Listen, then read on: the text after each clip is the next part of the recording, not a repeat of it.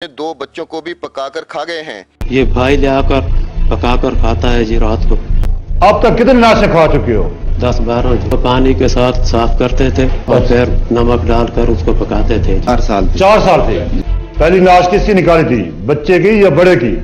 रिजवान। कितनी उम्र थी? 4 साल। मेरे जी 2 बच्चे बहुत हो, उसको धोया जी गर्म पानी में, फिर उबाल कर जी खा ली।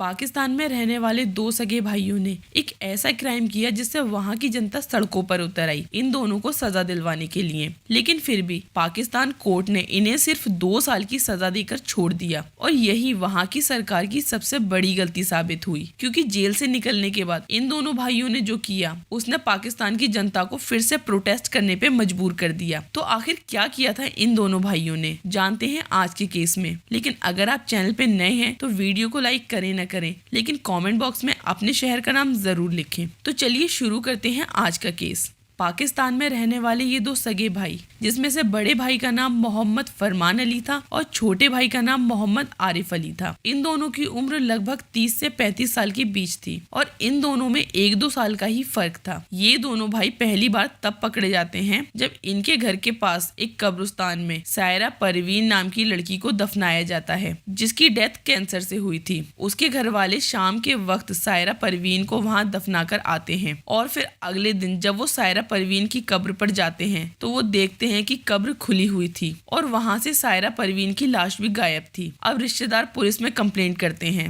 पुलिस वहां आकर जांच पड़ताल करती है। आसपास के लोग बताते हैं कि उन्होंने यहाँ पे कुछ भी अजीब तो नहीं देखा, लेकिन कब्रिस्तान के पास में 2 भाई रहते हैं जो कि शायद जादू टोना करते हैं, तो लोगों का शक उन्हीं पर जाता है। और क्योंकि ये एक लड़की की लाश थी तो वहाँ के लोगों को लग रहा था कि शायद उस लड़की के साथ कुछ दुष्कर्म हुआ हो, क्योंकि ऐसे बहुत सारे पाकिस्तान में केस नजर आए थे जहाँ लड़कियों की लाश को निकाल के उनके साथ गलत काम किया जाता था। अब पुलिस जांच पड़ताल में लग जाती है। अब इन दोनों भाइयों के घर जब पुलिस पहुंचती है तो वहाँ पर सिर्फ फरमान अली होता है, आरिफ अली वहाँ पर नहीं होता है। इनके घर में 2 कमरे होते हैं, जिसमें से एक कमरे में ताला लगा होता है और दूसरे कमरे में फरमान अली होता है। फरमान अली से पूछताछ पे पता चलता है कि उन्होंने दूसरे कमरे में खाना पीना बनाने के लिए सामान रखा हुआ है और उसका छोटा भाई मार्केट कुछ सामान लेने गया है। लेकिन पुलिस उस कमरे को देखती है तो उनको थोड़ा अजीब लगता है, क्योंकि बहुत सारी चींटियों का झुंड उस कमरे में जा रहा था। इसलिए पुलिस फरमान अली से उस कमरे को खोलने के लिए बोलती है। जब फरमान अली उस कमरे को खोलता है तो वहाँ एक पतीले में कुछ पक रहा होता है। उस पतीले में इतने सारे मसाले डले होते हैं कि अंदर क्या पक रहा है वो पुलिस को ठीक से नजर नहीं आता। उसके बाद पुलिस जब उस कमरे में जांच करती है तो उन्हें एक चारपाई के नीचे बोरी नजर आती है। वहां पर भी बहुत सारी चींटियों का झुंड लगा हुआ था। अब पुलिस उस बोरी को खोलकर देखती है तो उस बोरी के अंदर सायरा परवीन की लाश होती है, जिसका एक पैर कटा हुआ था। अब पुलिस उस पतीले की चीज को ठीक से तराशती है तो उसमें पुलिस को कुछ उंगलियां या पैर की शेप जैसा कुछ नजर आता है। कंफर्मेशन के लिए उसे लैब में जांच के लिए भेज दिया जाता है। अब इन दोनों भाइयों को गिरफ्तार कर लिया जाता है और पुलिस स्टेशन ले जाके थोड़ी सी सख्ती दिखाई जाती है और थोड़ी सी सख्ती में ही ये दोनों भाई सारी बातें उगल देते हैं। ये दोनों भाई बताते हैं कि ये दोनों शादीशुदा होते हैं, इनके बच्चे भी होते हैं, लेकिन इनके घर में बहुत ज्यादा लड़ाई झगड़ा चलता है। तो एक जादू टोने वाले बाबा के पास जाते हैं ताकि इनके घर की कलेश कुछ कम हो सके। तो वो बाबा इनको एक तावीज देता है और बताता है कि अगर तुम इंसानी गोश्त खाओगे तो तुम्हारे घर की कलेश खत्म हो जाएगी। और तभी से ये लोग इंतजार किया करते थे कि जब भी कब्रिस्तान में कोई नई लाश दफन होने आती थी,